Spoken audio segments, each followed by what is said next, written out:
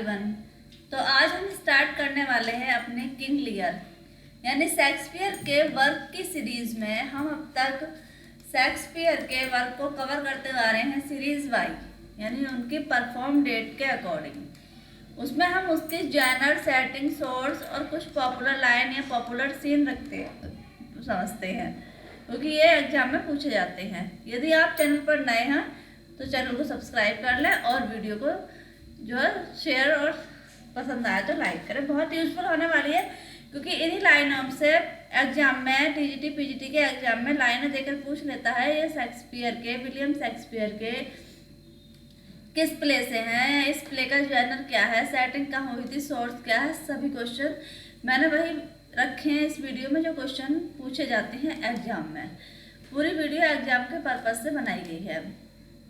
तो King Lear perform हुआ था 1604-1605 में। जॉनर है इसका ट्रेजेडी, सेटिंग हुई थी ब्रिटेन में और सोर्स है इसका हॉलिंसट, क्रॉनिकल ऑफ हॉलिंसट यानी राफेल हॉलिंसट के क्रॉनिकल से ये लिया गया है। दूसरा सोर्स है इनका सिडनीज आर्केडिया, सिडनी के आर्केडिया वर्क से भी विलियम शेक्सपियर ने कुछ तथ्य इसमें लिए हैं। फिर है the mirror of magistrates bye John Higgins, उनके वर्क से भी विलियम शेक्सपियर, क्योंकि विलियम शेक्सपियर के मोस्टली वर्क किसी 2 या 3 राइटरों के वर्क से उठाए जाते हैं। वो 2-3 राइटरों का मिक्सअप कर लेते हैं अपने वर्क में, अपने वर्क की थीम में, स्टोरी में, प्लॉट में। अब इसमें देखते हैं हम कुछ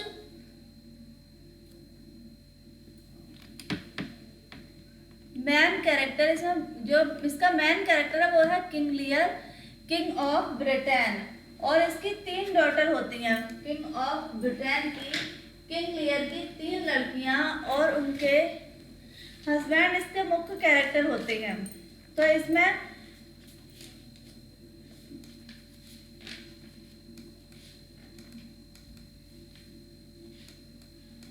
ये लाइन बहुत ही फेमस है और उनके प्ले के जो मेन कैरेक्टर हैं वो पूछे जाते हैं।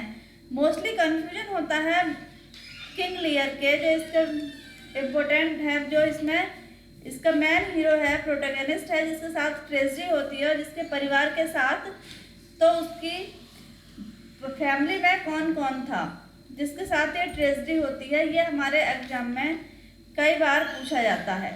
तो इनके परिवार में, इनकी फैमिली में, इस प्ले में जो मेन कैरेक्टर है वो किंग लियर है और उसके बाद में उसकी 3 डॉटर, 3 लड़कियां हैं उसकी किंग लियर की। तो उसमें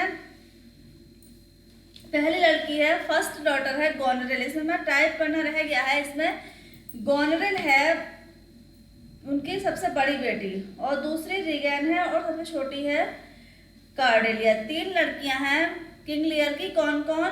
गोनरेल, रीगैन, कार्डेलिया। इनका क्रम भी आपको सीरीज भी याद करनी है क्या? गोनरेल, रीगैन, कार्डेलिया। इसे जीआरसी से भी आप याद रख सकते हैं, जीआरसी।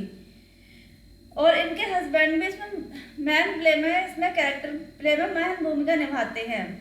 तो गोनरेल का हस्बैंड है एलमनी, गोनरेल का हस्बैंड है एलवनी और रीगैन का हस्बैंड है कॉर्नवल। रीगैन का कौन सा है? कॉर्नवल। और फ्रांस के king of France, Duke of France, उससे शादी करने के लिए आते हैं कॉर्डेलिया से, स्वयंवर होता है। लेकिन सभी लोग, जब किंग लियर अपनी संपत्ति से बेदखल कर देता है कॉर्डेलिया को, तो उससे शादी करने के लिए मना कर देते हैं। तब किंग ऑफ फ्रांस तैयार हो जाता है कॉर्डेलिया शादी करने के लिए और वो उससे शादी कर लेता है। तो इस प्ले की कुछ फेमस लाइनें देखते हैं। पॉपुलर लाइन है इसमें, पहली लाइन है पॉपुलर लाइनों में, I am a man, I am a man more सिंड, I am a man more सिंड against the sinning. ये लाइन बोली है किंग लियर ने एक्ट 3 सीन 2 में। I am a man more sinned against the sinning। Second line है as flies to wanton boys, As flies to wanton boys are we to the gods. They kill us for their sport. ये line किसकी है? ये ग्लासेस्टर की line है, act 4 scene first में। ग्लासेस्टर की line है, ग्लासेस्टर ने बोली है लाइन एक्ट 4 सीन फर्स्ट में। फिर इसकी लाइन आती है rightness is all. Rightness is all act 5 में बोली है सीन 4 में राइटनेस इज ऑल। और ये लाइन बोली है एडगर ने, एक्ट 5 सीन 2 में ये लाइन बोली है एडगर ने। एक्ट 5 सीन 2 है, एडगर रह गया है जो ग्लासेस्टर का बेटा है, तो उसने ये लाइन बोली है राइटनेस इज ऑल। 4 लाइन इसकी आती है I love your majesty according to my bond. I love your majesty according to my bond no more no less. ये बोली है कार्डेलिया ने एक्ट 1 सीन 1 में। ये कार्डेलिया ने तब बोली थी जब किंग लियर पूछ रहे थे अपनी तीनों डॉटर को बुलाकर कि कौन मुझसे सबसे अधिक प्रेम करता है। तो 2 बड़ी जो डॉटर थी गॉनरेल और रिगन, उन्होंने बहुत बड़ी बड़ी बातें कर दी, लेकिन इसने बिल्कुल सच बोला कि एक फादर को जैसे एक बेटी को प्यार करना चाहिए, मैं वैसे ही आपको प्यार करती हूँ। तो ये लाइन बोली है कॉर्डेलिया ने एक्ट 1 सीन 1 में। 5 लाइन आती है इसकी nothing will come of nothing. Nothing will come of nothing. ये लाइन बोली है किंग लियर ने एक्ट 1 सीन 1 में, यानी तुम्हारे लिए अब कुछ भी नहीं होगा। तो ये किसके लिए बोली? कॉर्डेलिया के लिए बोली किंग लियर ने एक्ट 1 सीन 1 में। 6 लाइन आती है इसकी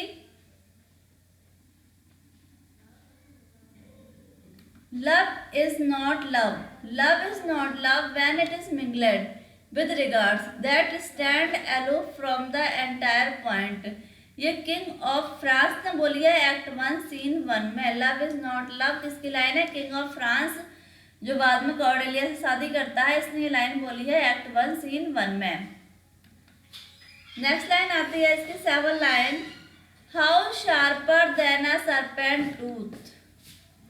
How sharper than a serpent tooth it is to have a thankless child. ये लाइन बोली है किंग लियर ने एक्ट 1 सीन 4 में। कार्डेलिया के लिए बोली है, उसने अपनी सच्चाई बताई थी। सच में उसने बताता कि वो एक पिता की तरह ही उन्हें प्यार करती है, तब उन्होंने बोला था। क्योंकि किंग लियर को क्या था, बहुत चापलूसी भरी बातें ज़्यादा पसंद थी जो उनकी दोनों बड़ी बेटियाँ कर लेती थी।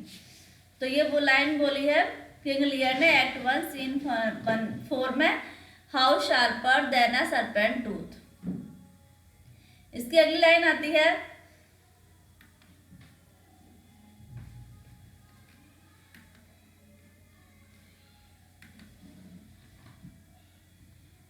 Striving to better of me. Striving to better of me mar what's well. ये लाइन बोली है एल बनी ने एक्ट 1 सीन 4 में। किसने बोली है ये लाइन? एल्बनी ने बोली है, जो गॉनवेल का हस्बैंड है उसने बोली है ये line. Striving to better me mar what's well Albany ने बोली है एक्ट 1 सीन 4 में बोली है। 9 आती है इसकी have more than you showest. Have more than you showest speak less than knowest lend less than you owest. Have more than you showest ये लाइन बोली है फूल ने एक्ट 1 सीन 4 में। इसमें फूल नाम का भी एक कैरेक्टर है, यानी फूल को फूल नाम का ही दिया रखा है, तो उसने ये लाइन बोली है एक्ट 1 सीन 4 में।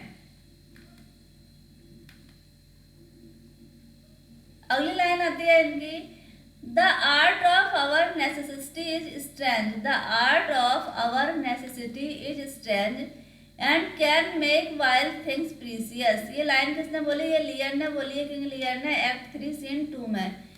किंग लियर ने बोली है ये लाइन एक्ट 3 सीन 2 में बोली है। फिर इसकी अगली लाइन आती है you are not worth. You are not worth the dust which the rude wind blows in your face. ये लाइन बोली है एक्ट 4 सीन 2 में एल्बनी ने। एक्ट 4 सीन 2 में बोली है लाइन एल्बनी ने।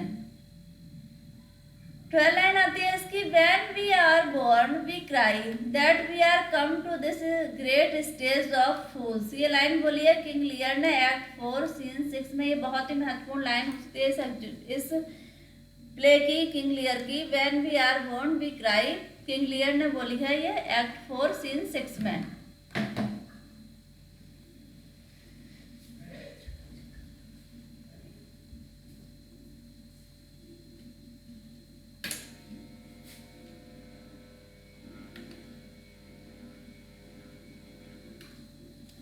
इसकी अगली लाइन आती है O matter that impertinency, O matter that impertinency. तो ये लाइन बोली है mixed reason in madness. O matter and impertinency mixed reason in madness, Edgar ने बोली है एक्ट 4 सीन 6 में। ओ मैटर एंड इम्पोर्टेंसी ये क्या है, सन ऑफ ग्लासेस्टर है एडगर, इसने बोली है लाइन एक्ट 4 सीन 6 में। फिर हमारा अगला प्ले आता है मैकबेथ। मैकबेथ का जनर भी ट्रेजेडी है। ये 4 ट्रेजेडी बहुत महत्वपूर्ण है विलियम शेक्सपियर के वर्क में,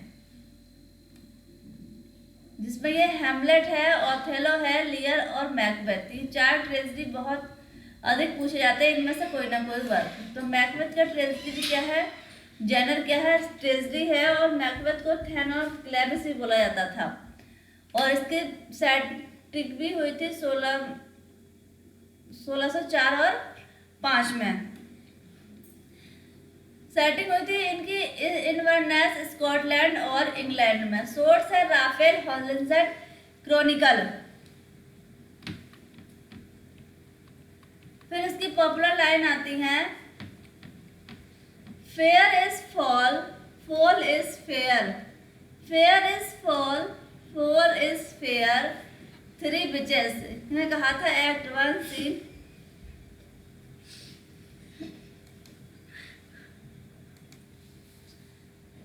तो इसकी सेकंड लाइन आती है, फर्स्ट लाइन है fair is foul, foul is fair. ये 3 बिचेस जो 3 चुड़ैलें थी उन्होंने कहा था एक्ट 1 सीन 1 में। दूसरी लाइन आती है इसकी tomorrow and tomorrow and tomorrow, tale told by an idiot, full of sound and fury signified nothing. ये लाइन किसने कही थी, मैकबेथ ने कही थी। Tomorrow and tomorrow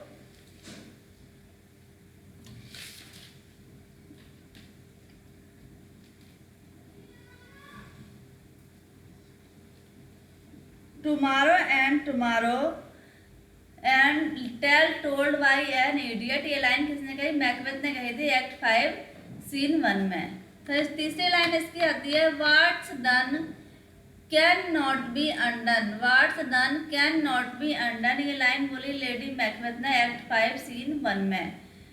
what's done can not be undone. फिर अगली लाइन आती है 4 When shall we 3 meet again, thunder light be again। ये फर्स्ट विच ने बोली है सीन 1 एक्ट 1 में। When shall we 3 meet again, thunder light be again, 3 which first विच ने बोली है ये सीन 1 एक्ट 1 में। नेक्स्ट लाइन आती है इसकी when the hurly burly is done, when the hurly burly is done, when the battle lost and won। ये line बोली है सेकंड विच ने एक्ट 1 सीन 1 में।